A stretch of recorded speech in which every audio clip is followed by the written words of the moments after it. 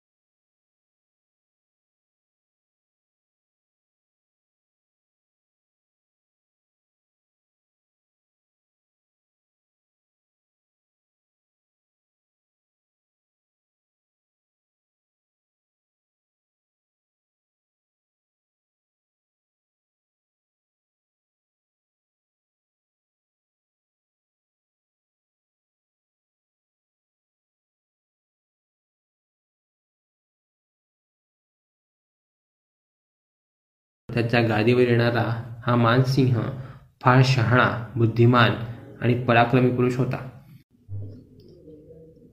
त्याच्या युद्धकौशल्यामुळे अकबराला पुष्कळ विजय प्राप्त झाले होते. काबूल सर करण्याकरता पाठवलेल्या सैन्याचा तो सेनापती होता. काबूल हे हिंदुस्थानाच्या सरहद्दीवर असलेल्या अफगाणिस्तान देशाचे मुख्य शहर आहे. तेथे जाण्यास अटक नदी ओलांडावी लागत असे. यावेळेस हिंदू लोकांमध्ये असा एक समज होता की अटक हे हिंदुस्थानाचे टोक असल्यामुळे त्याच्या पलीकडे जो कोणी हिंदू जाईल तो बाटेल.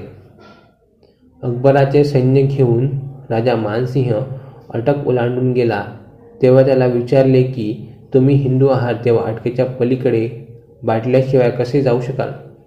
असे म्हणतात की त्यावेळेस त्याने फार खुबीदार जबाब दिला आणि तो खाली दिलेल्या दोहऱ्यात किंवा या दोहऱ्याच्या भावार्थात दिला. सबही भूमी गोपाल की वा मैं अटक कहा, जिसके मन में खटक है वही अटक रहा. गुजरातेतील एक लढाई आटपून राजा मानसिंह दिल्लीकडे जात होता. जाता जाता त्याने महाराणा प्रताप याला निरोप पाठवला की थोडा वेळ आपल्या येथे पाहुणा या नात्याने राहील. हिंदू लोक पाहुण्याचे आदरातिथ्य करण्यात फारच प्रख्यात होते. अतिथीला देवाप्रमाणे मानावे अशी त्यांना धर्माची आज्ञा आहे आणि अजूनसुद्धा अभ्यागतांचा आदर सत्कार करण्यात जरासुद्धा संकोच करीत नाही. वाटेल तसा कट्टा शत्रू असला तरी अतिथी म्हणून आला तर त्यावेळपुरता सर्व शत्रुभाव विसरून जाऊन त्याचे आगत स्वागत करणे यात हिंदू लोक आपला मोठेपणा समजतात. मानसिंह अकबराच्या पक्षाचा होता म्हणून तो प्रतापाचा कट्टा शत्रूच होता. परंतु वरीलप्रमाणे मानसिंहाने पाहुणचाराची मागणी केली ती प्रताप मान्य करणार नाही असे शक्य नव्हते. त्याने पुष्कळ संतोष दाखवला आणि पुष्कळ आग्रहपूर्वक आणि मानपूर्वक मानसिंहाला बोलवले. त्याच्या स्वागताप्रित्यर्थ एखाद्या राजाला शोभेल अशी व्यवस्था केली. एका सुंदर सरोवराच्या काठी भोजना वगैरेची व्यवस्था ठेवली. राजा मानसिंह त्या ठिकाणी भोजनास आला आणि मोठमोठे सरदार लोक व राजकुटुंबातील मंडळी बसलेली त्याने पाहिली. परंतु राणा प्रताप त्याच्या नजरेस कोठे दिसला नाही. मानसिंहाला हे बरोबर वाटले नाही. त्याने विचारले, माझ्याबरोबर भोजनास आज राणाजी का नाहीत? प्रतापाला हे माहीतच होते की मानसिंह आपण भोजनास नाही म्हणून त्याविषयी प्रश्न विचारेल.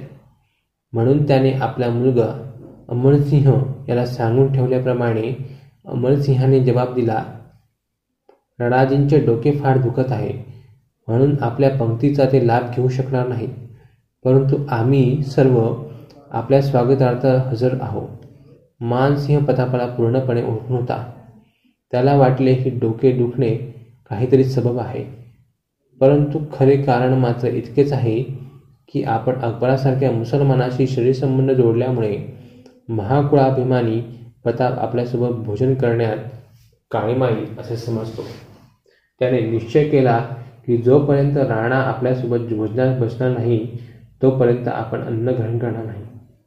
वाढलेल्या पानावरून मानसिंहासारख्या पाहुण्याने जेवल्याशिवाय उठून जावे हे कोणालाही बरे वाटले नाही. सर्वांनी त्याला पुष्कळ सांगून पाहिले परंतु त्यानेही आपला निश्चय सोडला नाही. त्याने प्रतापला सांगून पाठवले, होणार ते होऊन गेले.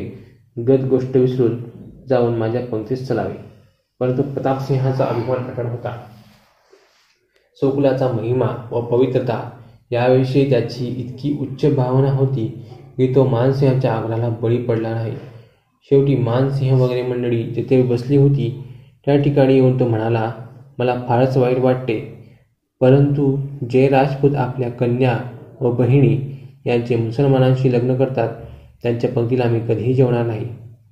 प्रतापाचे असे अपमानकारक उत्तर ऐकून राजा मानसिंहाच्या तळव्याची आग मस्तकास गेली. अन्नाचा अपमान होऊ नये म्हणून एकच आहुती घेऊन तो पानावरून उठला. प्रतापाकडे वळून म्हणाला की राण्या, मुसलमानांना आम्ही आपल्या मुळीबाळी दिल्या ते आमच्या अब्रूचे रक्षण करता. परंतु पाहतो आता तुम्ही आपल्या अब्रूचे रक्षण कसे करता.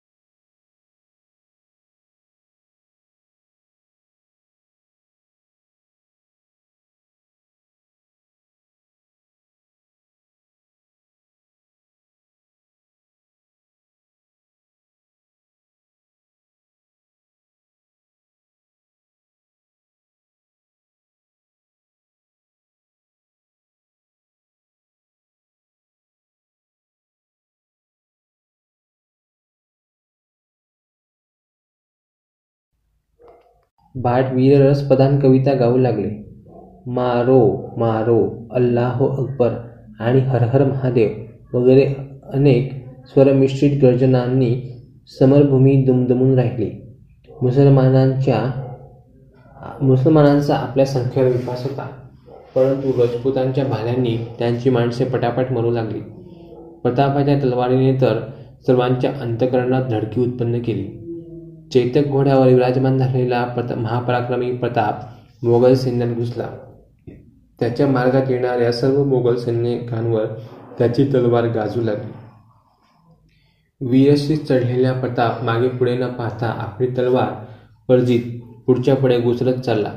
प्रचंड नाट करून तो राजा मानसिंह यास शोधित होता आणि समोरासमोर युद्ध करण्याकरता वारंवार त्याचे नाव घेऊन त्याला बोलवित होता. त्याचा पराक्रम पाहून सर्व स्तब्धच झाले. शत्रूला तो काळाप्रमाणे वाटू लागला.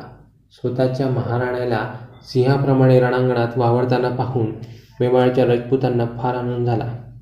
प्रतापाची पाठ राखून त्यांनी सुद्धा मरण्याची पर्वा केली नाही. मोगल सैन्याचा पहिला भाग दुभागला गेल्यामुळे प्रताप सैन्याच्या मध्यभागी घुसला.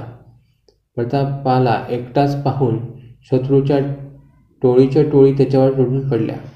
परंतु त्या सर्व अडचणीतून त्याने आपला मार्ग काढला आणि राजपुत्र सलीमाचा हत्ती जेथे उभा होता तेथे जाऊन पोहोचला. सलीमाचे अंगरक्षक सावध होण्यापूर्वीच प्रतापाने आपल्या घोड्याला टाच मारली. चेतकही आपल्या धनाचा हेतू समजला आणि विजेप्रमाणे एकदम कुदून लोखंडासारखे आपले पाय हत्तीच्या गंडस्थळावर रोविले. लगेच आपला प्रचंड भाला राण्याने सलीमावर मारला. सलीमाला हा खरा आणीबाणीचा प्रसंग होता, पण त्याचे भाग्य मोठे असल्यामुळे प्रतापचा भाला हौद्यावर म्हणविलेल्या लोखंडाच्या पत्र्यावर आपटला आणि मृत्यूच्या पंजात सापडत असता राजपुत्र सलीम वाचला. भाल्याच्या आघाताने हौदा आदरला आणि तोच भाला उलटून महाताला लागला आणि लागताच त्याचा प्राण गेला. प्रतापने आपल्या वज्रासारख्या हातातून ज्या वेळेस भाला सोडला त्यावेळेस या आघातातून सलीम वाचेल असे कोणास वाटले नाही, परंतु ईश्वरी योजना फार आघात आहे. सलीम या प्रकारातून वाचला व पुढे अकबराच्या मृत्यूनंतर जहांगीर या नावाने दिल्लीच्या गादीवर बसला आणि प्रख्यात नूरजहांशी लग्न करून पुष्कळ दिवस त्यांनी सुखोपभोगात घालवले. महात खाली पडल्यावर हत्ती घाबरून जाऊन चोहोकडे पळत सुटला. त्याच्याबरोबर प्रतापाने आपला घोडा फेकला.